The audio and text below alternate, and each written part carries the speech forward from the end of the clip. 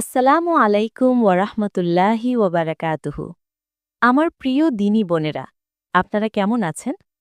আশা করছি আল্লাহর অশেষ রহমতে আপনারা ভালো আছেন।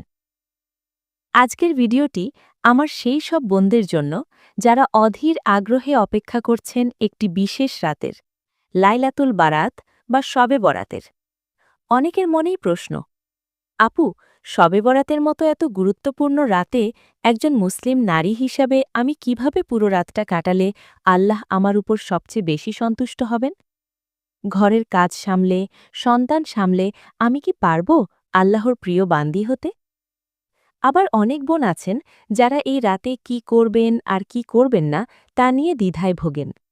কেউ কেউ ভাবেন নির্দিষ্ট কোনো সূরা দিয়ে ১০০ রাকাত নামাজ পড়তেই হবে। আবার কেউ পিরিয়ড বা অসুস্থতার কারণে মন খারাপ করে ভাবেন, হায়, আমি বুঝি এই বরকতময় রাত থেকে বঞ্চিত হলাম। প্রিয় বোন, আপনার এই আবেগ, এই আকুতি আল্লাহ দেখছেন। বিশ্বাস করুন, শবে বরাত শুধু মোমবাতি জ্বালানো বা হালুয়া রুটির রাত নয়। এটি হল রবের সাথে বান্দির সম্পর্ক নতুন করে গড়ার রাত। এটি আত্মশুদ্ধির রাত।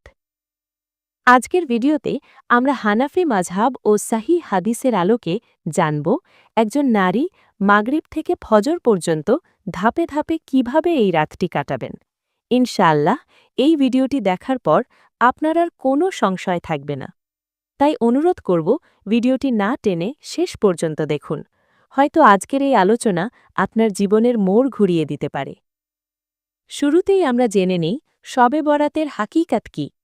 শবে বরাত ফার্সি শব্দ, যার অর্থ হল বিমুক্তির রাত বা মুক্তির রজনী।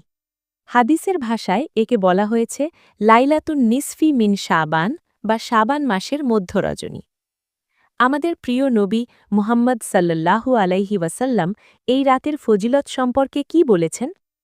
বিখ্যাত সাহাবী হজরত মুয়াজ ইবনে জাবাল রদিয়াল্লাহু আনহু থেকে বর্ণিত, নবী মুহাম্মদ সাল্লাল্লাহু আলাইহি ওয়াসাল্লাম ইরশাদ করেছেন, শাবানের মধ্য রজনীতে, শবে বরাতে আল্লাহ তাআলা তার সৃষ্টির দিকে বিশেষ দৃষ্টি দেন এবং মুশরিক ও বিদ্বেষ পোষণকারী বা হিংসুক ছাড়া তার সকল সৃষ্টিকে ক্ষমা করে দেন। সহিহ ইবনে হিব্বান, মুহাদ্দিসগণ হাদিসটিকে হাসান বা সহিহ বলেছেন। সুবহান আল্লাহ! বোন আমার, একটু চিন্তা করুন। আল্লাহ আজ পাইকারি হারে ক্ষমা করবেন, কিন্তু শর্ত হল বুকের ভেতর শিরক থাকা যাবে না এবং কারো প্রতি হিংসা বা ঘৃণা পুষে রাখা যাবে না। হানাফি মাযহাবের ফুকাহায়ে কেরাম এবং আহলুস সুন্নাহ ওয়াল জামাআহ এর স্কলারগণ একমত যে এই রাতটি ইবাদতের রাত, ফজিলতের রাত। তবে মনে রাখতে হবে, এই রাতে দল বেঁধে মসজিদে ভিড় করা বা উৎসব পালন করা সুন্নাহ নয়, বরং এই রাতের আসল সৌন্দর্য হল নিভৃতে নির্জনে রবের সামনে সিজদাবনত হওয়া। আর এক্ষেত্রে আমরা নারীরা কিন্তু পুরুষদের চেয়েও এগিয়ে থাকতে পারি, কারণ আমাদের ইবাদত তো ঘরের কোণেই সবচেয়ে বেশি কবুল হয়। এখন আসুন আমরা খাতা কলম নিয়ে বসে যাই অথবা মনে মনে একটি রুটিন তৈরি করে ফেলি। একজন নারী হিসাবে আপনি কিভাবে এই রাতটি সাজাবেন? ১. মাগরিবের সময় প্রস্তুতি পর্ব। সূর্য ডোবার আগেই আপনি আপনার দৈনন্দিন কাজগুলো গুছিয়ে নেওয়ার চেষ্টা করবেন। মাগরিবের ওয়াক্ত হওয়ার সাথে সাথে অজু বা প্রয়োজন হলে গোসল করে নিন। নিজেকে পবিত্র করে সুগন্ধি মেখে জায়নামাজে দাঁড়ান। প্রথমে মাগরিবের ফরজ নামাজ অত্যন্ত হুশু খুজুর বা মনোযোগ সাথে আদায় করবেন। এরপর মাগরিবের পরবর্তী সুন্নাত এবং নফল নামাজ অর্থাৎ আওয়াবিন আদায় করতে পারেন। এই সময়েই আল্লাহর কাছে নিয়ত করে নিন, হে আল্লাহ, আজকের রাতটি আমি শুধু তোমার সন্তুষ্টির জন্য কাটাতে চাই, তুমি আমাকে তাওফিক দাও। ২. এশার সলাত ও রাতের শুরু। বোন, মনে রাখবেন, সারা রাত নফল ইবাদতের চেয়ে এশার ফরজ নামাজের গুরুত্ব আল্লাহর কাছে কোটি গুণ বেশি। তাই কাজের অজুহাতে এশার নামাজ দেরি করবেন না। প্রথমে এশার ফরজ ও সুন্নাত ধীর স্থিরভাবে আদায় করুন। এরপর বিতির নামাজটি এখন না পড়ে রেখে দিন, ওটা আমরা শেষ রাতে তাহাজ্জুদের পরে পড়ব ইনশাআল্লাহ। আর যদি শেষ রাতে ওঠার আত্মবিশ্বাস না থাকে, তাহলে এশার পরই পড়ে নিতে পারেন। ৩. রাতের খাবার ও বিশ্রাম। পরিবারের সবাইকে খাইয়ে রান্নাঘরের কাজ দ্রুত শেষ করে ফেলুন। প্রয়োজনে আজ একটু হালকা খাবার তৈরি করুন, যাতে ইবাদাতে অলসতা না আসে। শরীরকে সতেজ রাখার জন্য কিছুক্ষণ বিশ্রাম নিতে পারেন যাতে শেষ রাতে ক্লান্তি না আসে। ৪. মধ্যরাত, মূল ইবাদত। যখন পৃথিবীর অধিকাংশ মানুষ ঘুমে তখন আপনি জায়নামাজে। রাত ১২টার পর থেকে ফজর পর্যন্ত সময়টা হল স্বর্ণালী সময়। এই সময়ে আপনি নফল নামাজ, কুরআন তিলাওয়াত ও জিকিরে মশগুল থাকবেন। অনেকেই প্রশ্ন করেন, আপু কত রাকাত নামাজ পড়ব, কোন সূরার পর কোন সূরা পড়ব? শুনুন প্রিয় বোন, ইসলাম আমাদের জন্য কঠিন কোনো নিয়ম চাপিয়ে দেয়নি। শবে বরাতের জন্য নির্দিষ্ট কোনো নামাজ বা নির্দিষ্ট রাকাত সংখ্যা হাদিসে নেই। যা আছে তা হল কিয়ামুল লাইল বা রাতের নফল ইবাদত। ১. দীর্ঘ নফল নামাজ। সংখ্যা বাড়ানোর চেয়ে নামাজের দৈর্ঘ্য বাড়ান। ২ রাকাত নফল নামাজ পড়ুন, কিন্তু তা যেন হয় খুব ধীর স্থির। সিজদায় গিয়ে দীর্ঘক্ষণ তাসবিহ পড়ুন। নিজের ভাষায় আল্লাহর কাছে মনের সব কথা খুলে বলুন। সিজদা হল আল্লাহর সবচেয়ে কাছে যাওয়ার মাধ্যম। নবীজি সাল্লাল্লাহু আলাইহি ওয়াসাল্লাম বলতেন, বান্দা যখন সিজদায় থাকে তখন সে তার রবের সবচেয়ে নিকটে থাকে। সাহিহ মুসলিম। ২. কুরআন তিলাওয়াত। কুরআন হল আল্লাহর কালাম। এই রাতে যতটা সম্ভব কুরআন তিলাওয়াত করুন। যদি কুরআন পড়তে না পারেন তাহলে শুনুন, অথবা সূরা ইখলাস, সূরা ফালাক, সূরা নাস যা মুখস্থ আছে তাই বারবার তিলাওয়াত করুন। ৩. ইস্তিগফার, ক্ষমা প্রার্থনা।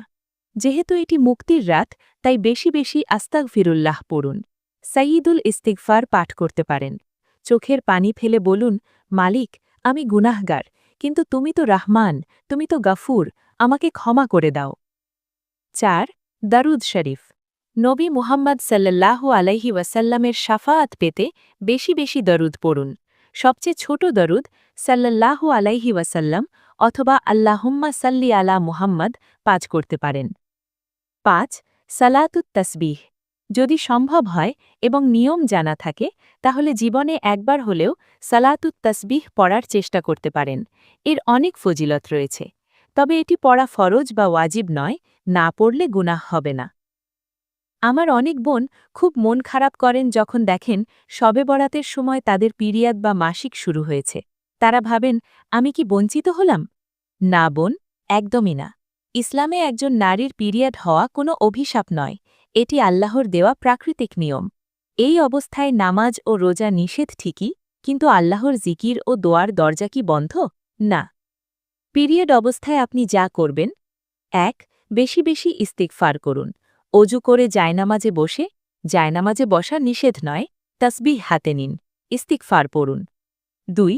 দোয়া ও মোনাজাত। হাত তুলে আল্লাহর কাছে প্রাণ খুলে দোয়া করুন। দোয়াও একটি ইবাদত। ৩. কুরআন শোনা ও জিকির। কুরআন স্পর্শ না করে মোবাইলে তিলাওয়াত শুনতে পারেন। সুবহানাল্লাহ, আলহামদুলিল্লাহ, লা ইলাহা ইল্লাল্লাহ এই জিকিরগুলো ১০০০ বার পড়ুন। ৪. দরুদ শরীফ। নবীজির শানে দরুদ পড়ুন। মনে রাখবেন, আপনার নিয়ত যদি থাকে ইবাদতের, তাহলে আল্লাহ আপনার অক্ষমতা বুঝবেন এবং ইনশাআল্লাহ আপনাকে পূর্ণ সওয়াব দান করবেন।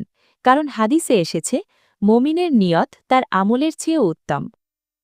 প্রিয় বোন, শবে বরাত কামাতে গিয়ে যেন আমরা গুনাহ না করে ফেলি সেদিকে খুব সতর্ক থাকতে হবে। আমাদের সমাজে শবে বরাত নিয়ে কিছু ভুল ধারণা ও বিদাত প্রচলিত আছে। ১. নির্দিষ্ট পদ্ধতির নামাজ। বাজারে কিছু চটি বই পাওয়া যায় যেখানে লেখা থাকে প্রথম রাকাতে অমুক সূরা ১০ বার, দ্বিতীয় রাকাতে অমুক সূরা ২০ বার। এগুলোর কোনো সহিহ ভিত্তি নেই। এগুলো থেকে সাবধান। নিজের মতো করে স্বাভাবিক নফল নামাজ পড়ুন।